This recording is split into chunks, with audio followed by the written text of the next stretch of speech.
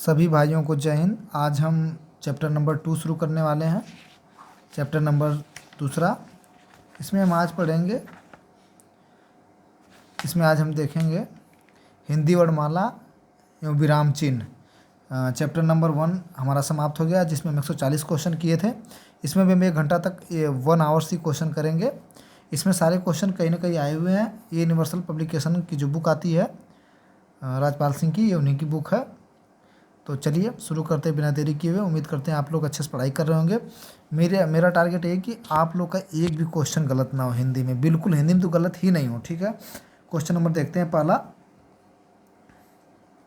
Question number 1 देखते हैं।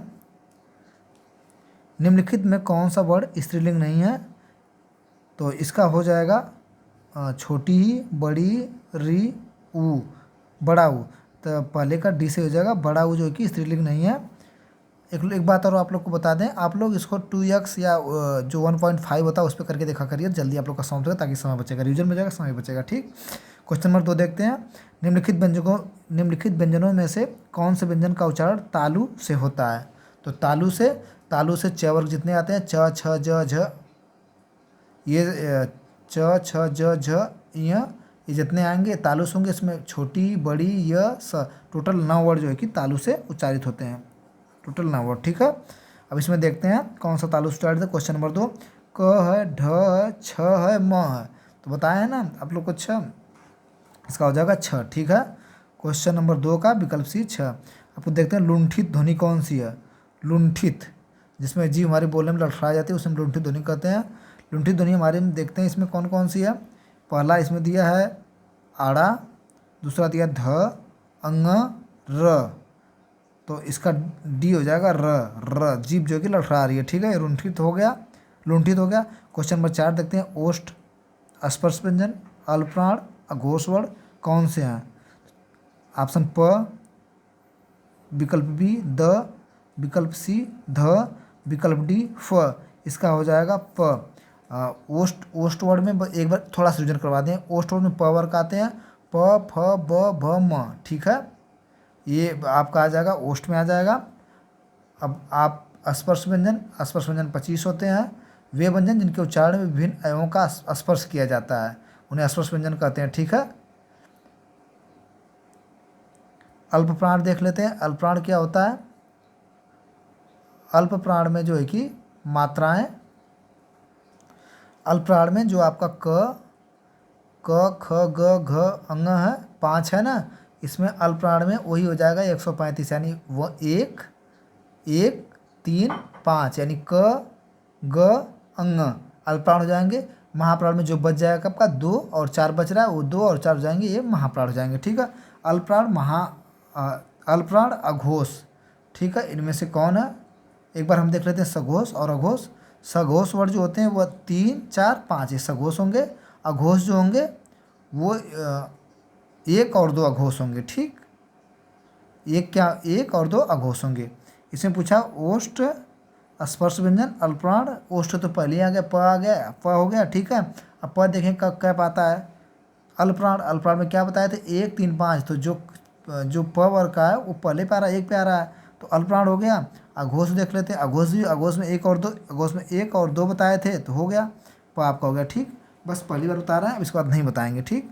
बस खाली क्वेश्चन देखा जाएगा। निम्नलिखित में से सही विराम चिन्हों से युक्त वाक्य का चुनाव कीजिए। निम्नलिखित में से सही विराम चिन्हों से युक्त वाक्य का चुनाव कीजिए। क्या आप हरिद्वार से आ रहे हैं? सुनो सुनो वह गा रही है। राम लक्ष्मण और शत्रुघ्न पधारे हैं। राम नरेश गोबर गणेश है। तो 5 का आपका बी से हो जाएगा, सुनो सुनो वह गा रही है, ठीक। सही विराम चिन्हों का प्रयोग हुआ। क्वेश्चन नंबर हम देखते हैं 6। किसी के द्वारा कहे गए कथन को मूल रूप से लिखने के लिए कौन सा विराम चिन्ह प्रयुक्त होता है? किसी के द्वारा कहे गए कथन को लिखने के लिए, ठीक है, उद्धरण चिन्ह का प्रयोग होता है। कन्फर्म लिखने देख लेते हैं। ऑप्शन ए उद्धरण चिन्ह, ऑप्शन बी कोष्टक चिन्ह, ऑप्शन निर्देशक चिन्ह, अब लाघव चिन्ह। लाघव कोई चीज़ जोड़ना हो तो प्रयोग किया था, कोई चीज़ लिखना हो तो उद्धरण चिन्ह का प्रयोग किया था। इसका विकल्प ये सही हो जाएगा 6 का, ठीक।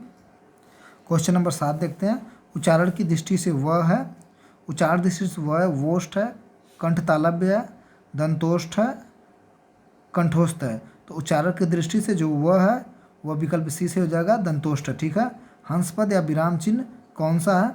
हंसपद और विराम चिन्ह कौन सा है? हंसपद और विराम चिन्ह ऑप्शन इसका डी से हो जाएगा। ये संबोधन है और ये हंसपद है। ठीक है, हंसपद विराम चिन्ह ये वाला विकल्प इसका डी से हो जाएगा। क्वेश्चन नंबर 9 देखते हैं। ए के उच्चारण में खाली स्थान और की सहायता ली जाती है। तो ए के उच्चारण में ऑप्शन देते हैं दंत और ओष्ठ की। ठीक, विकल्प 2 देखते हैं कंठ और तालु की। विकल्प सी देखते हैं छंद तालु की। विकल्प डी देखते हैं इचेस और तालु की। तो 9 का हो जाएगा, 9 का हो जाएगा ए के उच्चारण में ए कंठ और तालु की सहायता, ए कंठ और तालु की सहायता यानी बी से हो जाएगा। ठीक, क्वेश्चन नंबर 10 देखते हैं। कोष्टक में दिए गए चिन्ह का क्या नाम है? कोष्टक में दिए गए चिन्ह का क्या नाम है? ये ऐसे करके जो यानी अर्धविराम, उद्धरण चिन्ह है, निर्देशन चिन्ह है, अर्धविराम है, अल्पविराम है। तो आपका ऊपर लग गया है तो ये हो जाएगा अर्धविराम। ठीक है, 10 का सी हो जाएगा अर्धविराम। क्वेश्चन नंबर हम देखते हैं,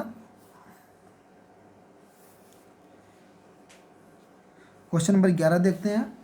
वर्णमाला का कौन सा अक्षर पुल्लिंग नहीं है? वर्णमाला का कौन सा अक्षर पुल्लिंग नहीं है?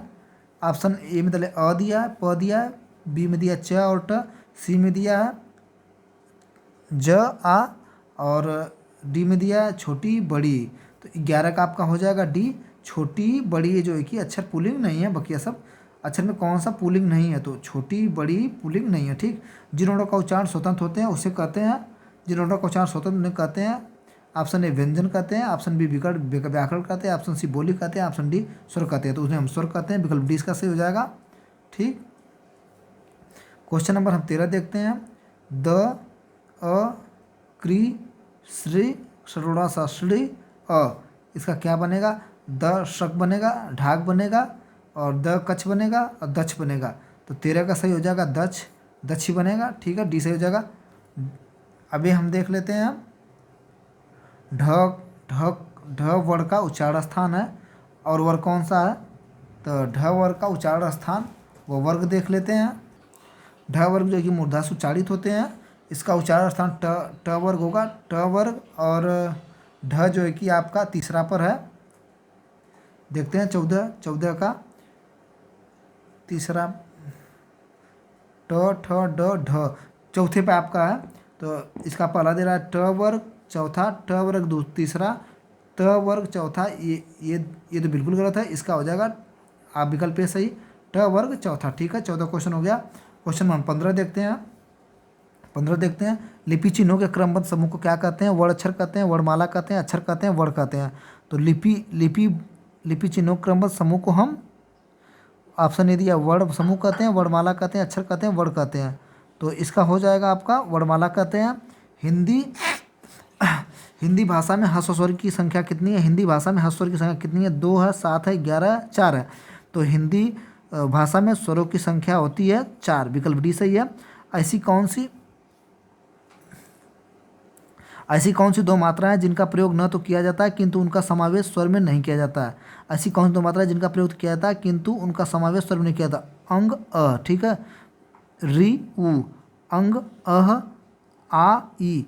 तो 17 का आपका सही हो जाएगा सी, अंग अह। ठीक है, ऐसी 2 मात्राएं जिनका प्रयोग तो किया जाता है किंतु समावेश स्वर में नहीं किया जाता। ठीक है, अब हम देखते हैं क्वेश्चन नंबर 18। उच्चारण की दृष्टि से संबल ध्वनि का कौन सा वर्गीकरण है?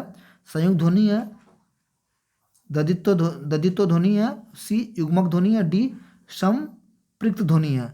18 का आपका डी से हो जाएगा संपृक्त ध्वनि है। किस स्वर के उच्चारण में दीर्घ स्वर से भी अधिक समय लगता है? ऑप्शन ए ह्रस्व में, ऑप्शन बी लुप्त में, ऑप्शन सी अनुस्वर में, ऑप्शन डी अनुनासिक में। तो 19 का आपका हो जाएगा बी लुप्त में, दीर्घ स्वर से भी अधिक समय लगता है लुप्त में। ठीक है, वर्णमाला में स्पर्श व्यंजनों की संख्या कितनी है? वर्णमाला में स्पर्श व्यंजनों की ऑप्शन ए 30 है, ऑप्शन बी 20 है, ऑप्शन सी 25 है, ऑप्शन डी 35 है। तो वर्णमाला में स्पर्श व्यंजनों की संख्या 25 है। ठीक, स्वर ए का उच्चारण स्थान कौन सा है? ऑप्शन ए कंठ तालव्य है, ऑप्शन बी दंतोष्ठ है, ऑप्शन सी ओष्ठ है, ऑप्शन डी कंठोस्थ है। तो इसका 21 का हो जाएगा कंठ तालव्य है। ठीक है, कंठ और तालव्य। क्वेश्चन नंबर हम 22 देखते हैं। क्वेश्चन नंबर 22 देखते हैं। हिंदी शब्दकोश में अ के बाद कौन सा व्यंजन दिखाई देता है? ऑप्शन ए ख दिखाया था, ऑप्शन छ दिखाया था, ऑप्शन सी च दिखाया था, ऑप्शन डी ग दिखाया था। तो 22 का विसर्जक छ दिखाया जाता है छतरी वाला, ठीक। भाषा की सार्थक लघुत्तम इकाई किसे माना जाता है? मात्रा को, शब्द को, अर्ध को, वर्ण को। इसका हो जाएगा आपका बी विकल्प। शब्द को भाषा की सार्थक लघुत्तम इकाई किसे माना जाता है?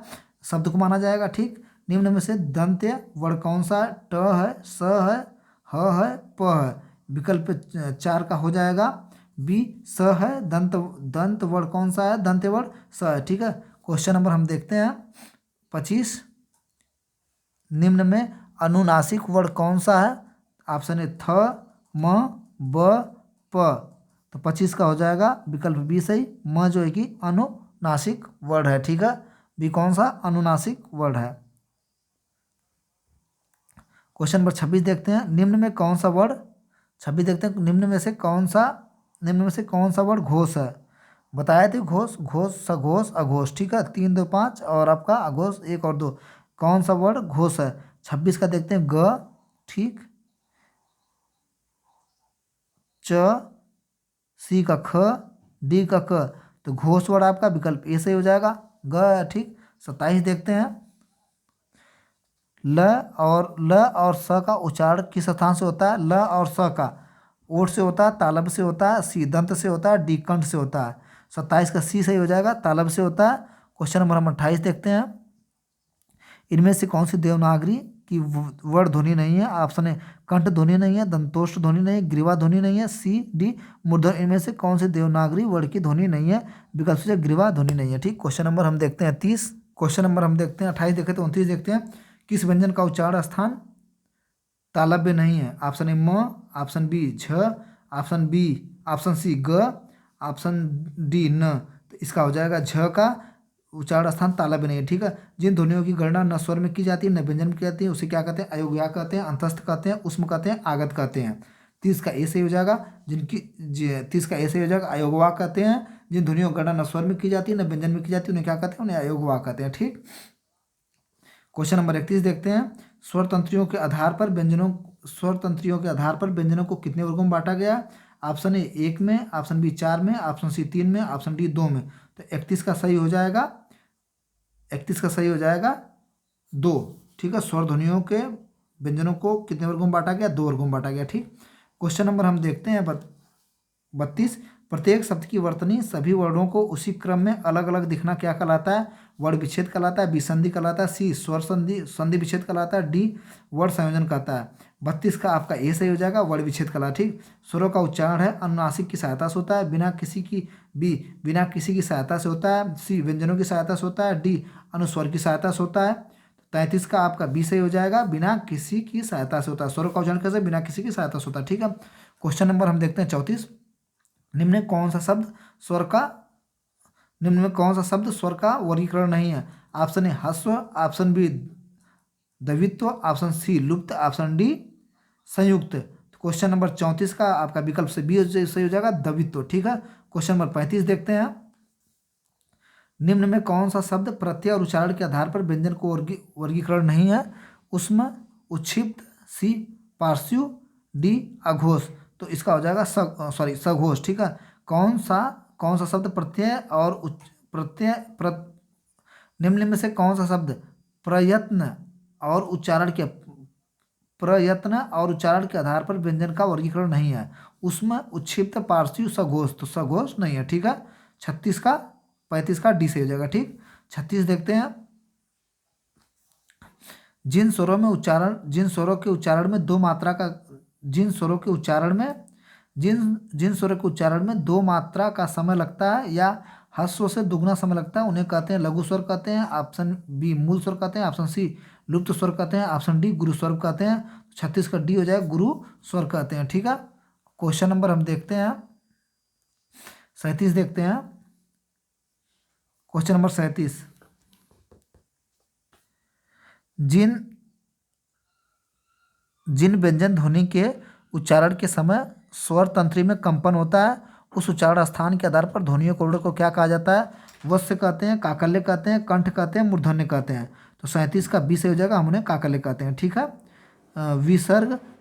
विसर्ग का उच्चारण स्थान है अनुनासिक है, तालव्य है, ओष्ठ है, कंठ है। तो विसर्ग का उच्चारण स्थान कंठ है, ठीक है। अब देखते हैं क्वेश्चन नंबर 39, क्वेश्चन नंबर 39 देखते हैं। प्रत्येक वर्ग का प्रथम और द्वितीय वर्ग किस प्रकार के हैं? नाद है, अघोष है, घोष है, उपयुक्त में से एक से अधिक है, ई उपयुक्त में से कोई नहीं, ठीक है। 39 का बी सही हो जाएगा, 39 का बी अघोष है, ठीक है। निम्नलिखित में से अंतस्थ व्यंजन कौन सा है? य र ल व है, ई च छ झ री है, स खड़गड़वा स, सरौता वाला स, छोटा स ह, ठीक है। छत्र ज्ञ विसर्ग। तो निम्नलिखित में अंतस्थ व्यंजन ये विकल्प हो जाएगा। अंतस्थ व्यंजन य र ल व होते हैं, ठीक है। अब देखते हैं 41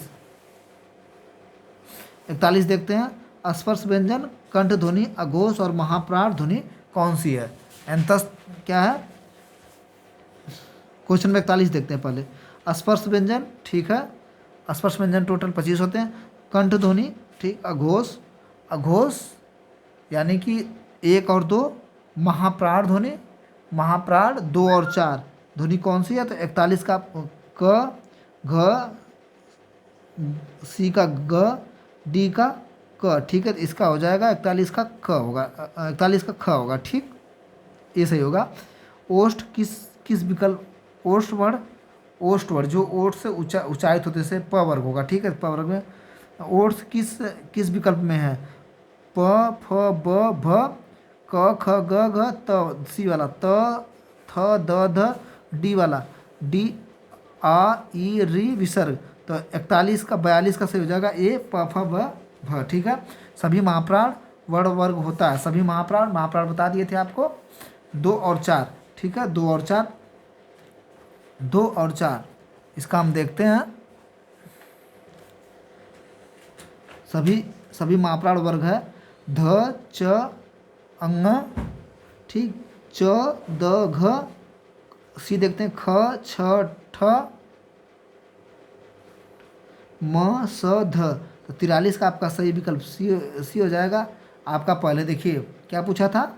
महाप्राण का क्या होता है? 2 और 4, ठीक। क के बाद ख आएगा, च के बाद छ आएगा, अब इसके बाद आपका ट के बाद ठ आएगा, फिर ड आएगा, फिर ढ आएगा, फिर अड़ आएगा, ठीक है। तो आपका 43 का सी सही हो जाएगा। क्या लिखा है? जब एक ध्वनि का द्वित्व हो जाए तब वह क्या कहलाती है? युग्मक ध्वनि कहलाती है, संयुक्त ध्वनि कहलाती है, संप्रक ध्वनि कहलाती है, पारस्परिक ध्वनि कहलाती है। तो 44 का आपका बेसिकल युग्मक ध्वनि कहलाती है। दंतोष ध्वनि कौन सी है? यह है, वह है, सी का र है, डी का फ है। तो आपका इसका विकल्प बी से हो जाएगा, वह है ध्वनियोष्ठ ध्वनि, ठीक है। सभी स्पर्श व्यंजन वर्ग से कौन वर्ग में है? सभी स्पर्श व्यंजन कौन से वर्ग में है? देखते हैं ऑप्शन क, च, प, द, ठीक। क, ह, स, र, ब, य, स, द, र, क, र, ल, ह। तो 46 का आपका ये सही होगा। क वर्ग, च वर्ग, प, द, ठीक है। अर्ध विवृत स्वर है 47 का। अर्ध विवृत स्वर आ, ए, ऐ, उ, इसका हो जाएगा ए, अर्ध विवृत स्वर, ठीक है। जिस ध्वनि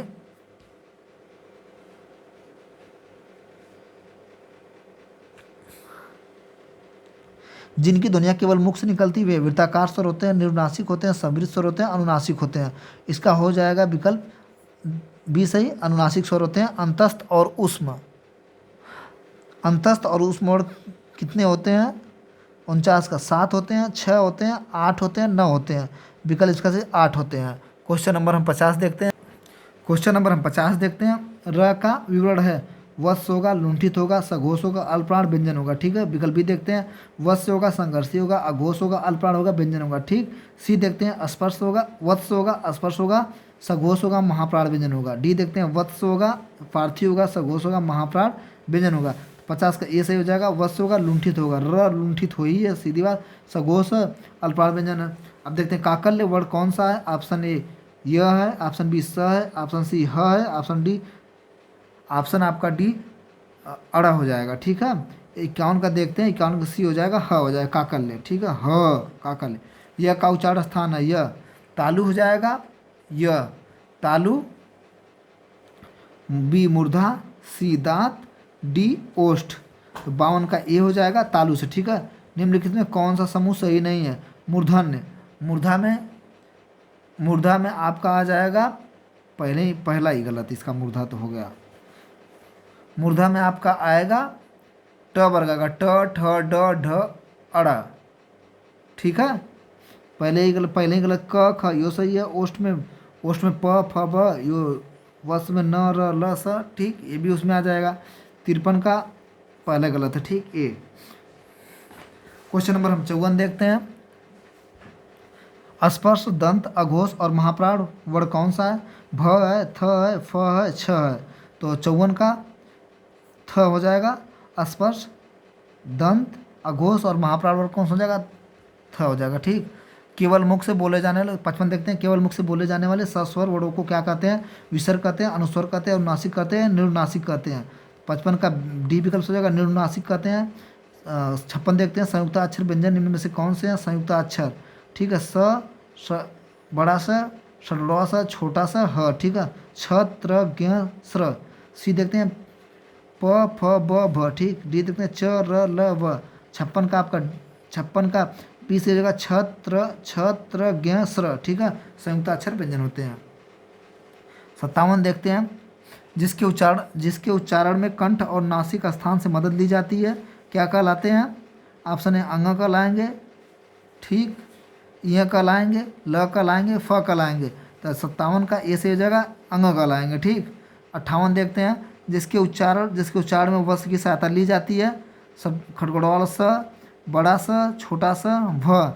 तो 58 का सी से हो जाएगा छोटा सा, वस्त्र की सहायता ली जाती है, ठीक है। दिया था कि किसके उच्चारण में वत्स की सहायता ली जाती है, तो इसका विकल्प सी सही था स। एक बार हम आपको बता दें कि वत्स क्या होता है। बार बार वत्स व्यंजन, मसूड़ा या दंतमूल व्यंजन को वत्स व्यंजन कहते हैं।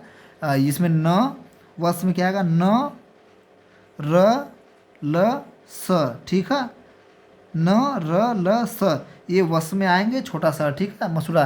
कुछ आधुनिक व्याकरण के अनुसार हिंदी व्याकरण में उच्चारण के आधार पर कुछ विशेष प्रकार के वर्णों को मान्यता दी जाती है, ठीक है, परंतु हिंदी व्याकरण अथवा संस्कृत में इसका प्रयोग नहीं होता है, उन्हें वत्स कहते हैं। अब देखते हैं 59 का हो जाएगा त और द को उच्चारण स्थान के आधार पर क्या कहते हैं?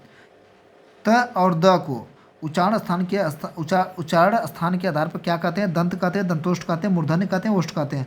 अब विकल्प से जगह दंत कहते हैं। अभी देखते हैं तालव्य ध्वनियाँ कौन सी है? तालव्य ध्वनि कौन सी है?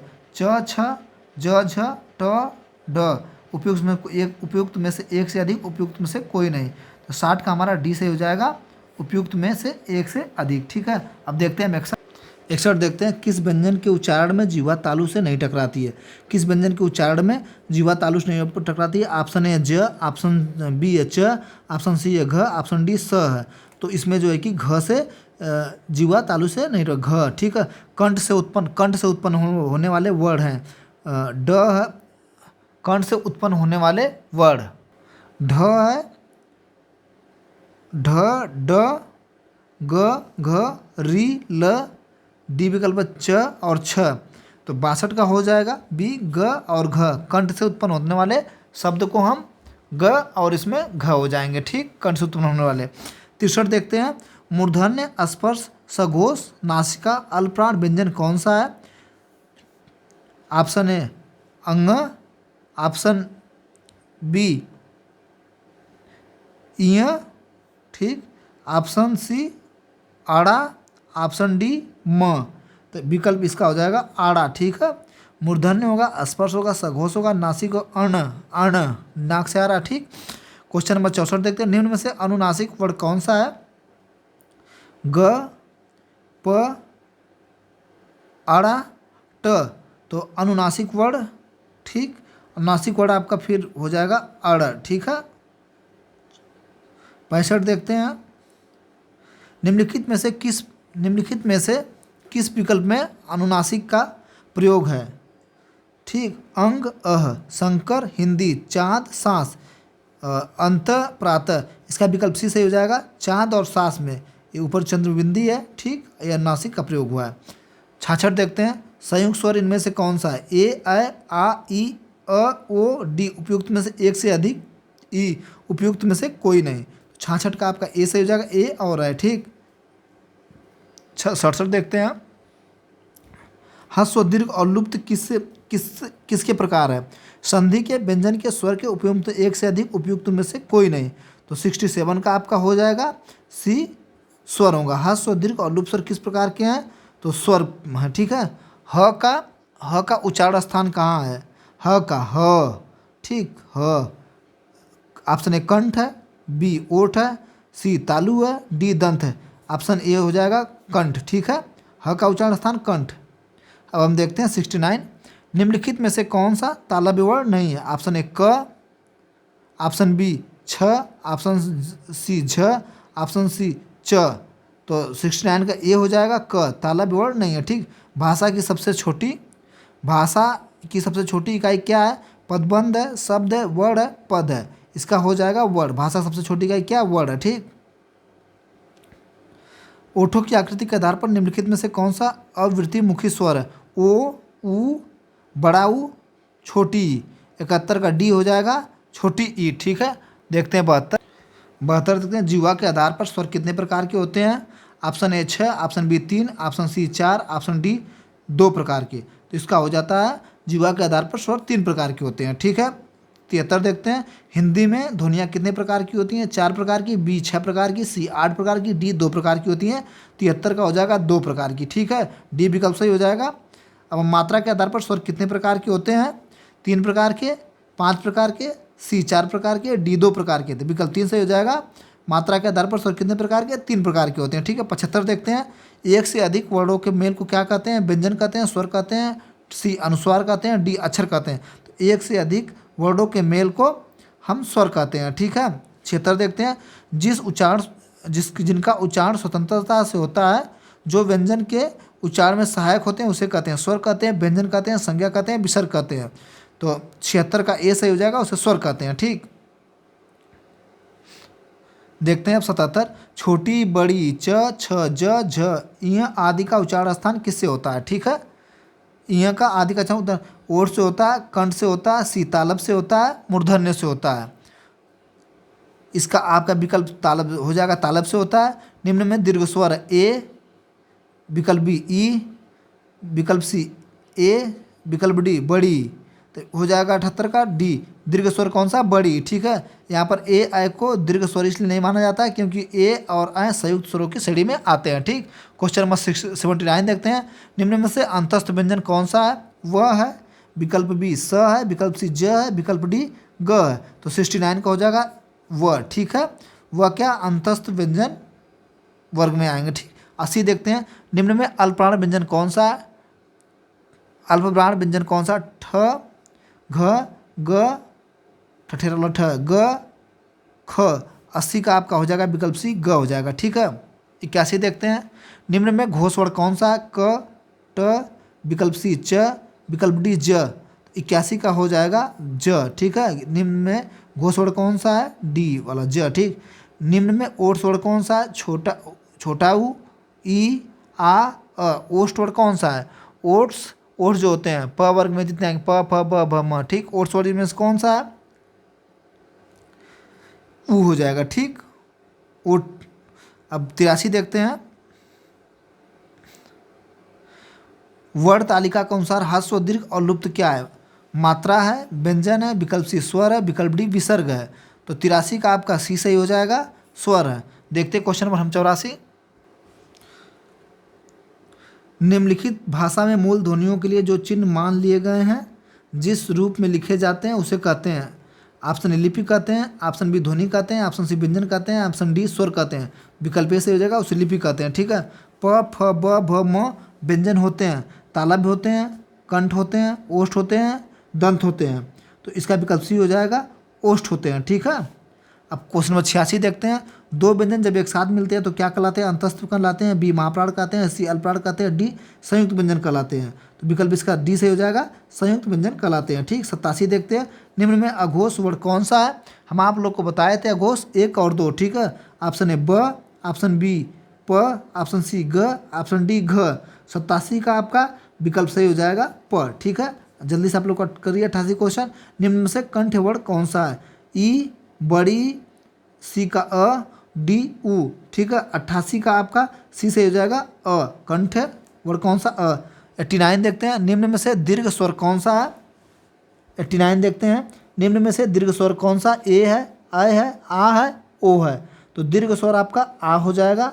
ठीक, 89 का सी आ हो जाएगा। निम्न में से महाप्राण व्यंजन कौन सा है? भ है, म है, त है, द है। तो महाप्राण व्यंजन, महाप्राण में बताए थे 2 और 4। ठीक है, निम्न में से महाप्राण व्यंजन कौन सा? 90 का ए फ ब भ हो जाएगा। ठीक है, भ। क्वेश्चन नंबर हम देखते हैं 91। निम्न में से अंतस्थ व्यंजन कौन सा है? ऑप्शन ए ट है, ऑप्शन बी क है, ऑप्शन सी य है, ऑप्शन डी च है। तो इसका हो जाएगा य। निम्न में से अंतस्थ व्यंजन कौन सा है? य जो है कि। ठीक, 92 क्वेश्चन। सघोष वर्ण कौन सा है? स, थ, विकल्प सी ब, विकल्प डी प। इसका हो जाएगा 92 का सी ब हो जाएगा। ठीक, सघोष वर्ण कौन सा होगा? ब। अब देखते हैं उष्म व्यंजन में कौन सा है? उष्म व्यंजन म है, ल है, ज ह। 93 का डी ह। ठीक है, उष्म व्यंजन है। 94 देखते हैं। निम्न में से कौन सा स्वर कंठ तालव्य? ए है, औ है, छोटी ई है, आ है। विकल्प 94 का ए से हो जाएगा, ए है। ठीक,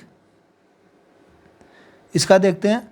जिन स्वरों में नाक से हवा निकलती है उसे कहते हैं मौखिक स्वर, लुंठित स्वर, निरुनासिक कहते हैं, अनुनासिक कहते हैं। तो 95 का डी विकल्प से हो जाएगा, अनुनासिक स्वर कहते हैं।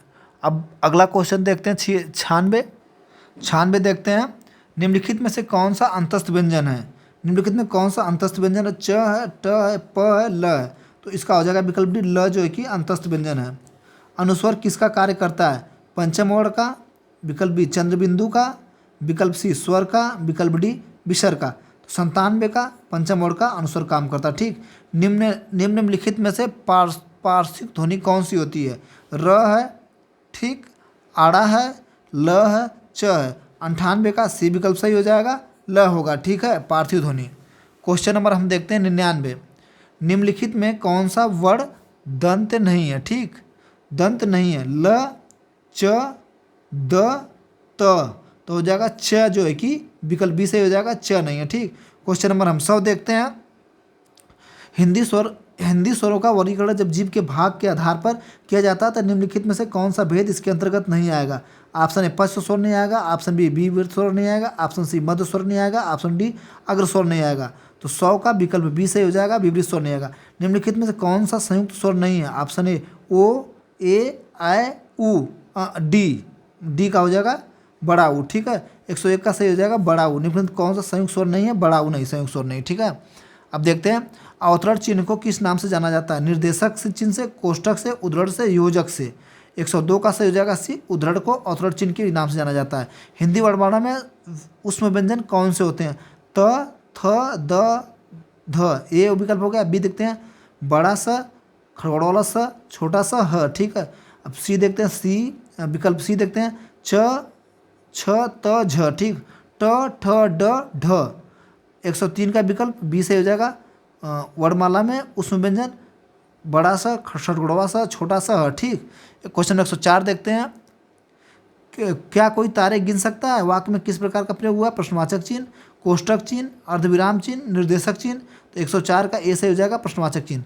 अब देखते हैं मध्य स्वर किसे कहते हैं? मध्य स्वर 105 अ, बड़ा ई, छोटा ऊ, ई। तो 105 का हो जाएगा मध्य स्वर अ को कहते हैं। ठीक, निम्न में कंठ वर्ण है अ है, ह विसर्ग है, छोटी य, स, री, स, ल।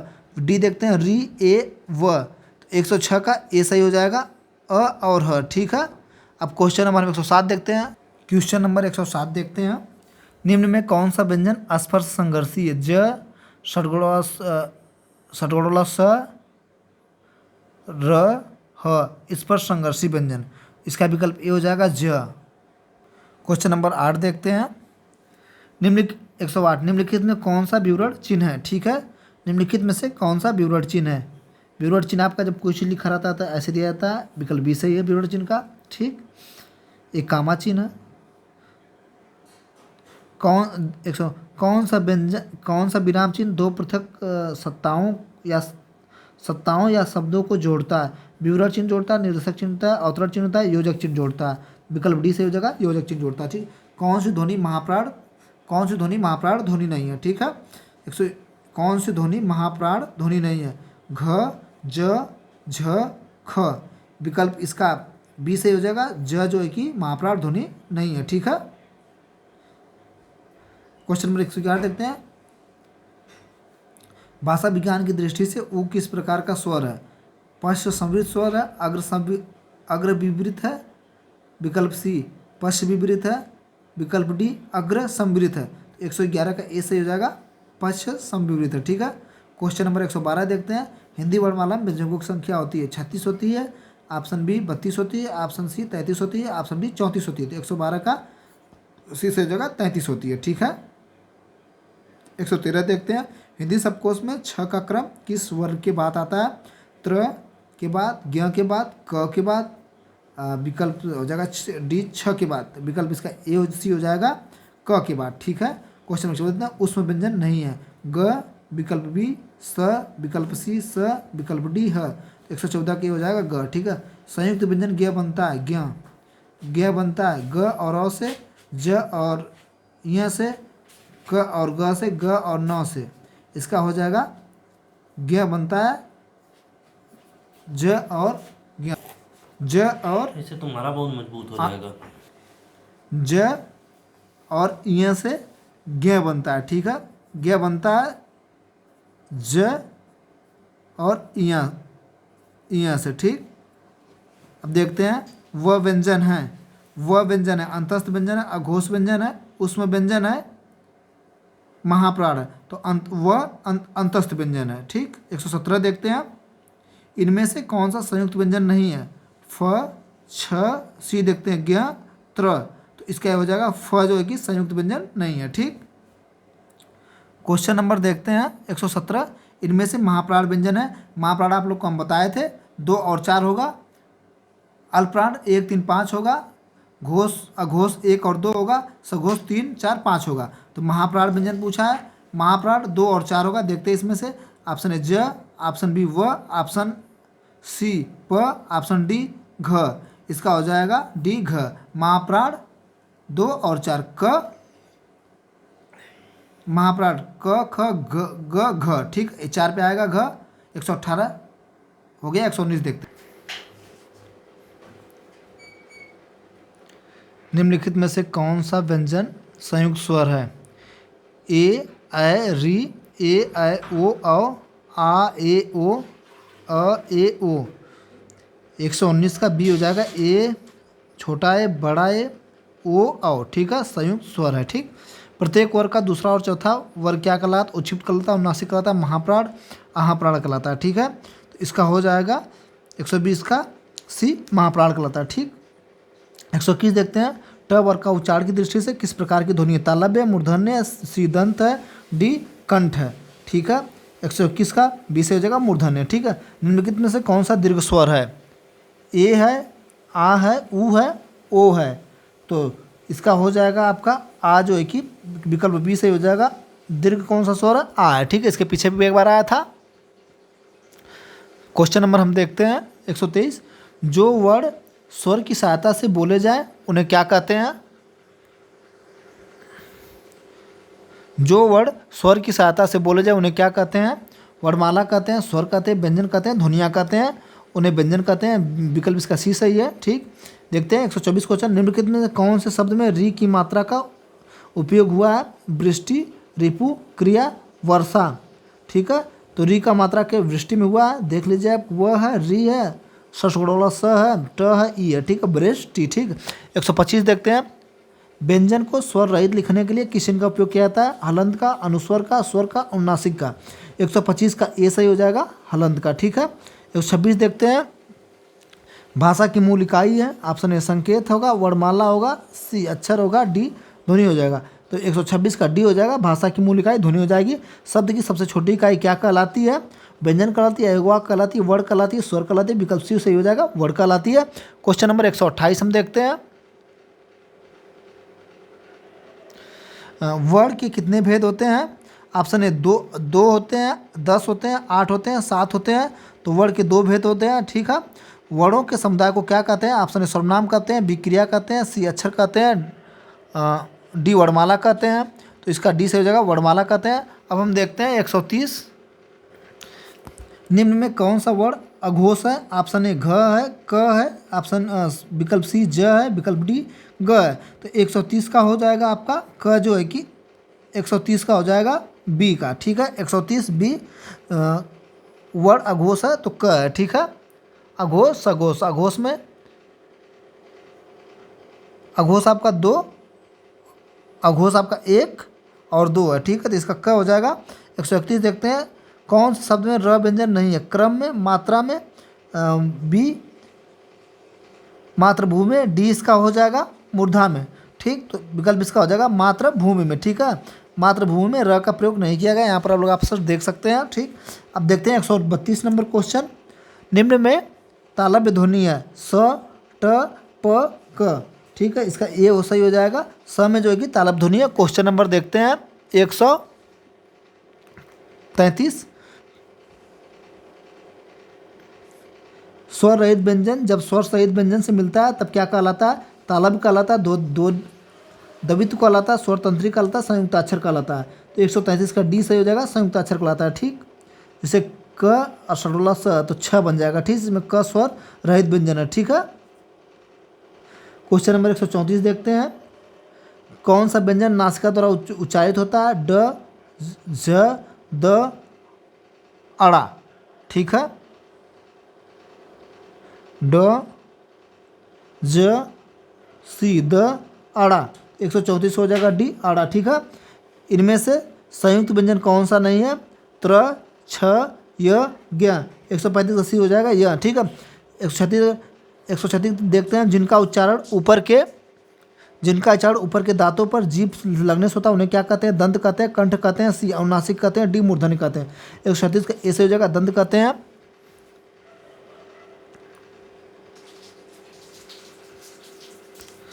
स ध्वनि का उच्चारण स्थान है, तालु है, दंत है, मूर्धा दंतालु है, इसका हो जाएगा तालु, ठीक है।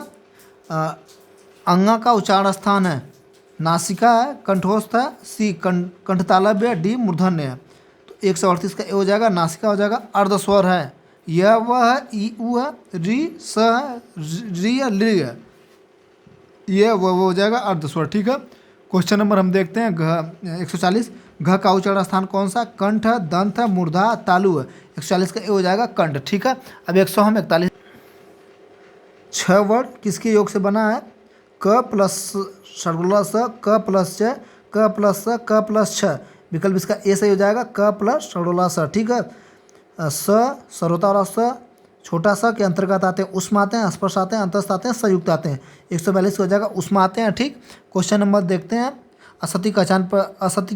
असत्य कथन की पहचान करिए। 143 का देखते हैं। व्यंजन वर्गों के तीसरे, चौथे और पांचवें व्यंजन सघोष होते हैं। व्यंजन वर्ग के पहले और दूसरे व्यंजन अघोष होते हैं। समस्त स्वर घोष ध्वनियाँ होते हैं। सभी विसर्ग सघोष हैं। तो विकल्प 143 का डी हो जाएगा, सभी विसर्ग सघोष है। ये जो है कि गलत आपका है। 144 देखते हैं। निम्नलिखित व्यंजन में नासिक के व्यंजन है न, च, ढ, स। 144 का हो जाएगा न, ठीक है। फ का उच्चारण स्थान है, मूर्धा है, ओष्ठ है, दंत है, कंठ है। तो फ का उच्चारण स्थान ओष्ठ हो जाएगा, ठीक। इनमें संयुक्त व्यंजन कौन सा है? ढ, अंग, ढ, ज्ञ, ठीक। तो 146 का हो जाएगा ज्ञ। इनमें संयुक्त व्यंजन कौन सा है? तो ज्ञ। हिंदी वर्णमाला में कुल स्वरों की संख्या होती है 12 होती है, 13 होती है, 10 होती है, 11 होती है। 147 का डी हो जाएगा, 11 होती है।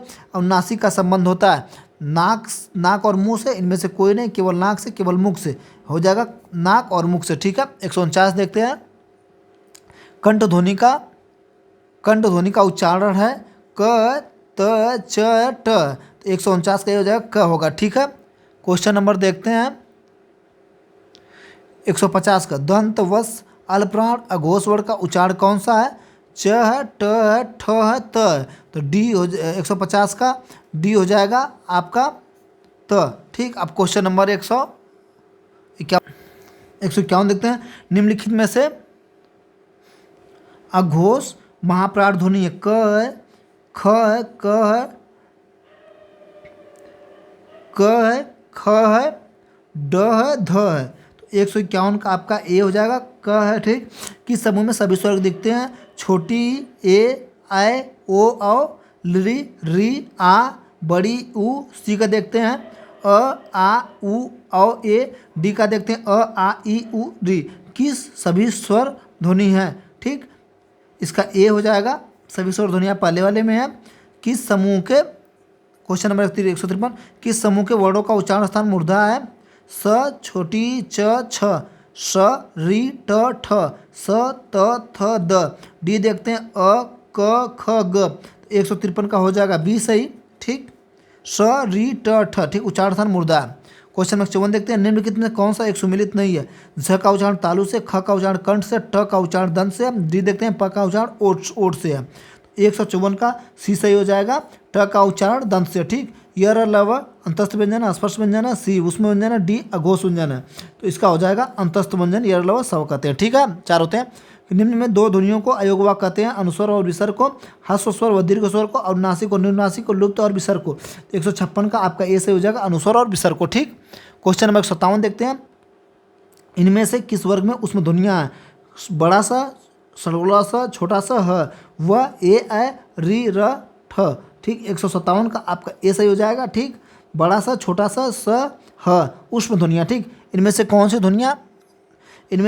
ध्वनियाँ संयुक्त स्वर है? ऐ, ओ, ई, उ, बड़ी ई, ए, उ, ऐ। इनमें से कौन सा संयुक्त स्वर है?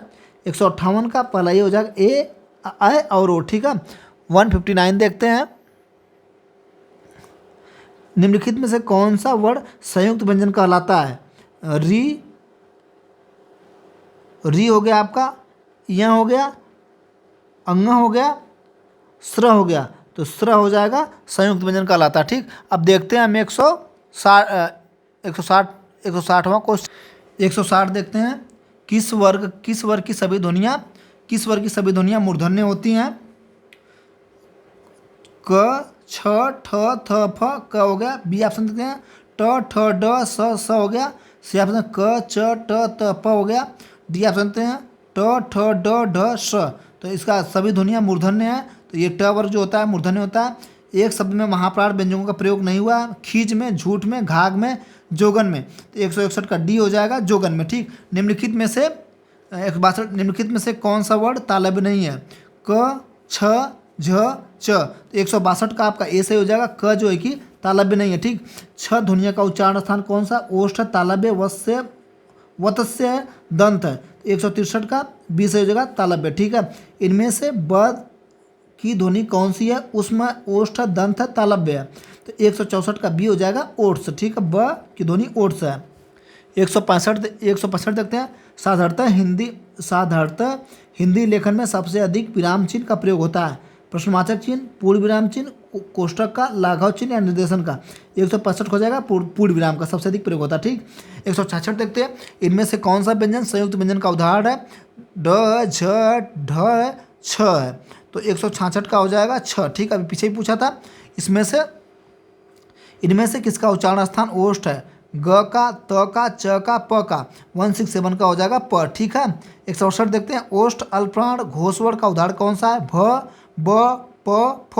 तो 168 का हो जाएगा आपका 20 का हो जाएगा ब। ठीक है, कौन सा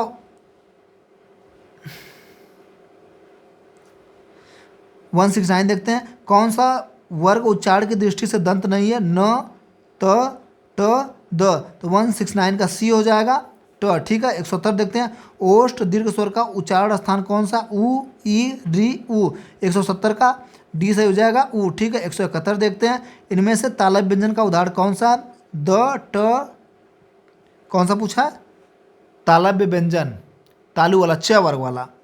ठीक, तो ऑप्शन इसका डी से 171, इसका डी सही हो जाएगा त वर्ग का च, छ ज झ। ठीक है, अब हम क्वेश्चन नंबर देखते हैं 172 देखते हैं। इनमें से किस सबसे इनमें से शब्द का आरंभ नहीं होता है? फ, अंग, ड, ज। तो 172 का आपका बी हो जाएगा। अंग से कोई शब्द का आरंभ, कोई शब्द नहीं। कभी आप पढ़े लिखा गया नहीं लिखाया था। ठीक।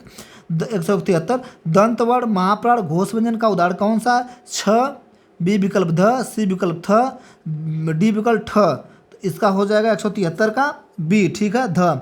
ग, ज, छ, च, ट। इनमें से तालव्य महाप्राण घोष वर्ण कितने हैं? 0 हैं, 3 हैं, 1 है, 2 हैं। तो 174 का हो जाएगा 0। ठीक है, ये सही हो जाएगा। 175 देखते हैं। मूर्धन्य हस्व स्वर का एक उदाहरण कौन सा है? री है, ए है, उ है, ई है। तो 175 का आपका सही हो जाएगा ए, री। मूर्धन्य हस्व स्वर का उदाहरण है री। इनमें से कौन सा व्यंजन उष्म व्यंजन है? ह, ड, ट, त। तो 176 का ए हो जाएगा ह। इनमें से किन वर्णों को व्यंजन कहा जाता है? जिनका उच्चारण स्वरों के वर्णों की सहायता से किया जा सके, जो बलाघात हो। सी, जिनका उच्चारण संभव नहीं है, जो कठिनता से उच्चारित हो। 177 का एक हो जाएगा, जिनका उच्चारण स्वरों के वर्णों की सहायता से किया जाता है। ठीक। 178 देखते हैं। ओष्ठ अल्पप्राण घोष व्यंजन वर्ण का उच्चारण कौन सा? फ है, ब है, प है, व। 178 का सही हो जाएगा आपका बी। ठीक है, ब। कंठ अल्पप्राण व्यंजन वर्ण का उदाहरण कौन सा? ग, फ, थ, घ। तो वन से बनायन हो जाएगा एक ग। ठीक। कंठ तालव्य दीर्घ स्वर का उच्चारण स्थान कौन सा? उ, औ, री, ए। 180 का हो जाएगा डी सही। ठीक। अब देखते हैं 181। इनमें से च वर्ग के वर्णों का उच्चारण स्थान कौन सा? दंत है, तालु है, कंठ, मूर्धा। 181 का बी सही हो जाएगा आपका तालु। ठीक है, च वर्ग का उदाहरण किससे? तालु से। 182 देखते हैं। इनमें से किस शब्द में री की मात्रा का उपयोग होता है? वृष्टि, रिपु, क्रिया, वर्षा। 182 हो जाएगा वृष्टि। ठीक है, इनमें से 183 देखते हैं। इनमें से संवृत स्वर कौन सा है? ओ है, ई है, औ है, अ है। तो 183 का हो जाएगा बड़ी ई। ठीक है, संवृत स्वर। अब देखते हैं 184। मूर्धन्य महाप्राण अघोष व्यंजन वर्ण का उदाहरण कौन सा है? छ, ठ, ध, भ। 184 का सही हो जाएगा बी, ठ। ठीक। तालव्य महाप्राण अघोष व्यंजन का उदाहरण कौन सा है? ठ, छ, थ, झ। 185 का बी, छ सही हो जाएगा। कंठ महाप्राण घोष व्यंजन वर्ण का उदाहरण कौन सा है? ख, क, अंग है, ह है। तो 186 का आपका डी से हो जाएगा ह। हिंदी में अल्पप्राण वर्गों की संख्या होती है 15, 30, 31, 39, 29। तो 187 का सी सही हो जाएगा 31। ठीक है, अब 188 देखते हैं। मूर्धन्य अल्पप्राण घोष व्यंजन का उदाहरण कौन सा है? 188 का मूर्धन्य अल्पप्राण घोष व्यंजन का उदाहरण कौन सा है? ठ, ढ, भ, ध। 188 का बी सही हो जाएगा आपका ड। ठीक है, 189 देखते हैं। ओष्ठ महाप्राण घोष व्यंजन वर्ण का उदाहरण कौन सा है? व, भ, फ, ठ। तो इसका भी हो जाएगा भ, बी सही हो जाएगा। 190 देखते हैं। इनमें से कौन सा व्यंजन उसमें है? ज, श, प, व। तो स, बी इसका भी सही हो जाएगा, स है। अब 191 देखते हैं। मूर्धन्य अल्पप्राण अघोष वर्ण का उदाहरण कौन सा? च, ट, ठ, ढ। तो इसका भी हो जाएगा ट होगा। ठीक है, 191 का भी ट होगा। 192 देखते हैं। तालव्य महाप्राण घोष वर्ण का उदाहरण कौन सा है? ऑप्शन ए घ है, ऑप्शन बी य है, ऑप्शन सी झ है, ऑप्शन डी छ है। तो 192 का सी हो जाएगा। ठीक। 193 देखते हैं। घ, ग, अंग, ठ, त, ड, ट, थ। इनमें से अघोष व्यंजन है 1, 4, 3, 2। तो 193 का दो इसमें जो है कि अघोष व्यंजन है। ठीक। 194 देखते हैं हम। 194। ठीक। कंठ महाप्राण घोष व्यंजन वर्ण का उदाहरण कौन सा? थ, फ, घ, ग। 194 का आपका सही हो जाएगा सी। ठीक। घ। कंठ महाप्राण व्यंजन का उदाहरण कौन सा है? थ, ध, फ, अंग। 195 का डी सही हो जाएगा। ठीक। कंठ महाप्राण घोष व्यंजन वर्ण का उदाहरण कौन सा? ट, छ, झ थ 196 का सी से हो जाएगा झ। अब देखते हैं 100 इनमें से किसके बिना कोई व्यंजन उच्चारित नहीं किया जा सकता? स्वर के बिना, अनुस्वर के बिना, उपसर्ग के बिना, विसर्ग के बिना। तो विकल्प ए से हो जाएगा स्वर के बिना। ठीक, प्रयत्न के आधार पर ल किस प्रकार की ध्वनि है? उच्छिष्ट ध्वनि है, पार्श्विक ध्वनि है, प्रकंपित ध्वनि है, संघर्षहीन ध्वनि है। 198 का हो जाएगा ल जो है कि पार्श्विक ध्वनि है। 199 देखते हैं, इनमें से अमानक वर्णों का विकल्प कौन सा? अ, भ, य, र, झ, अ। तो यूपीएसआई में देखिए सब पूछा, क्वेश्चन जितने सब यूपीएसआई में पूछा गया। ठीक है, इनमें से अमानक वर्ण का विकल्प कौन सा है? तो 199 का बी सही हो जाएगा भ। 200 देखते हैं, कौन सा वर्ण पंचमाक्षर है? पंचमाक्षर म, द, ग, स। तो इसका म सही हो जाएगा पंचमाक्षर। ठीक, अब बस इतना ही कराएंगे। 200 क्वेश्चन बहुत है, 200 क्वेश्चन में सारी चीज़ें कवर हो गई। ठीक है, आप लोग इसको वीडियो को देखिए और इसका पीडीएफ चाहिए तो हमारे टेलीग्राम चैनल से जुड़ जाइए। थैंक यू, धन्यवाद।